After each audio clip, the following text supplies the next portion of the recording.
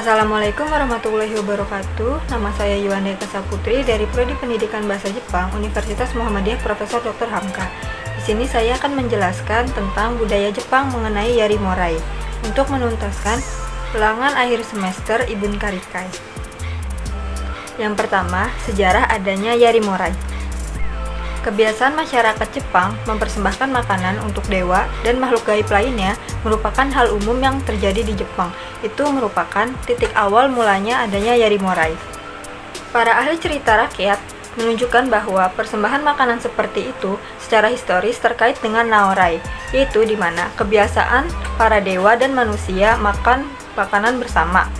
Naorai sekarang umumnya dipahami untuk merujuk pada pesta yang diadakan setelah ritual keagamaan, tetapi ini jelas modifikasi di kemudian hari. Dalam bentuk asli Naorai, persembahan kepada dewa adalah pemberian kepada dewa, dan pemberian-pemberian ini dikembalikan oleh dewa sebagai pemberian mereka kepada manusia untuk dibagikan kepada mereka, sehingga manusia dapat mengambil bagian dari kekuatan ilahi para dewa. Di pedesaan Jepang, mungkin kekuatan motivasi terpenting di balik pemberian hadiah adalah konsep iri. Iri sendiri adalah mempunyai arti keharusan moral untuk melakukan tugas seseorang terhadap anggota lainnya dari kelompoknya. Budaya Yarimorai di Jepang sendiri mempunyai etika untuk memberi hadiah yang harus diikuti, yang semua punya tempat penting dalam budaya Jepang.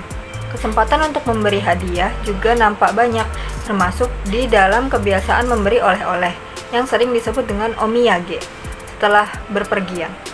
Dari mulanya, cara pemberian yang diberikan langsung atau dibungkus, jumlah hadiah, dan cara menyerahkan kepada orang lain juga ada cara khususnya. Hadiah balasan. Di Jepang, kamu akan lebih mudah untuk menerima hadiah balasan. Tapi ini merupakan budaya untuk berterima kasih kepada orang-orang dengan hadiah kecil saat kamu menghadapi pernikahan misalnya. Hadiah uang, di mana saat kamu menghadiri pernikahan di Jepang, kamu akan memberikan uang yang dimasukkan ke dalam amplop untuk merayakan kebahagiaan mereka. Ini juga berlaku untuk pemakaman, di mana kamu akan memberikan uang bela sungkawan kepada kepala keluarga. Cara memberi hadiah. Yang pertama, mendahulukan para leluhur.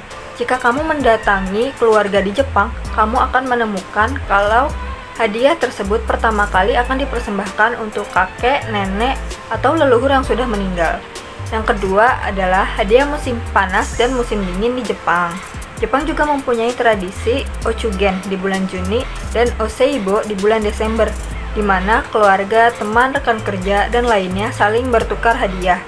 Hadiah itu biasanya sekitar 500 yen dalam waktu yang bersamaan dengan bonus perusahaan yang dibayar secara tradisional. Yang ketiga ada hadiah Natal dan ulang tahun di Jepang.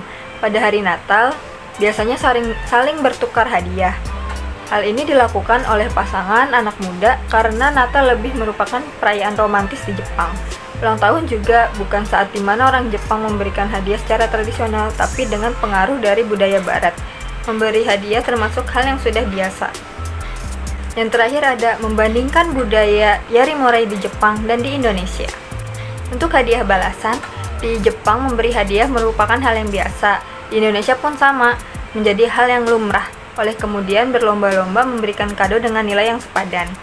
Tapi, jika kalian pernah menerima kado dengan harga yang mahal, kalian tidak perlu memberi kado dengan nilai yang setara.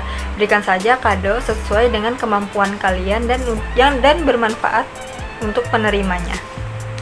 Yang kedua, hadiah ulang tahun. Di Jepang, menghadiri upacara pernikahan dan pemakaman pasti memberikan uang yang dimasukkan ke dalam amplop. Sama seperti di Indonesia.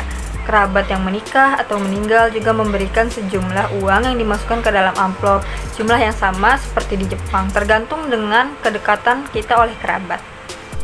Cara memberi hadiah. Yang pertama, mendahulukan para leluhur. Di Indonesia, cara seperti ini tidak ada, terutama di kota besar. Di Indonesia, untuk memberikan hadiah cukup dengan doa berupa Al-Fatihah atau sholawat. Yang kedua, hadiah musim panas dan musim dingin. Di Indonesia sendiri, budaya memberikan hadiah ke sesama rekan saat musim panas atau musim dingin juga tidak ada, tetapi mereka biasa berterima kasih kepada alam karena sudah memberikan musim yang baik untuk ladang mereka, sehingga banyak keluarga berbondong-bondong memberikan saweran kepada tetangganya. Yang ketiga ada hadiah Natal dan hadiah ulang tahun. Tidak hanya di Jepang, di Indonesia pun sama. Banyak yang memberikan hadiah Natal atau ulang tahun kepada rekan atau keluarganya. Sekian penjabaran dari saya, kurang lebihnya mohon maaf. Wassalamualaikum warahmatullahi wabarakatuh.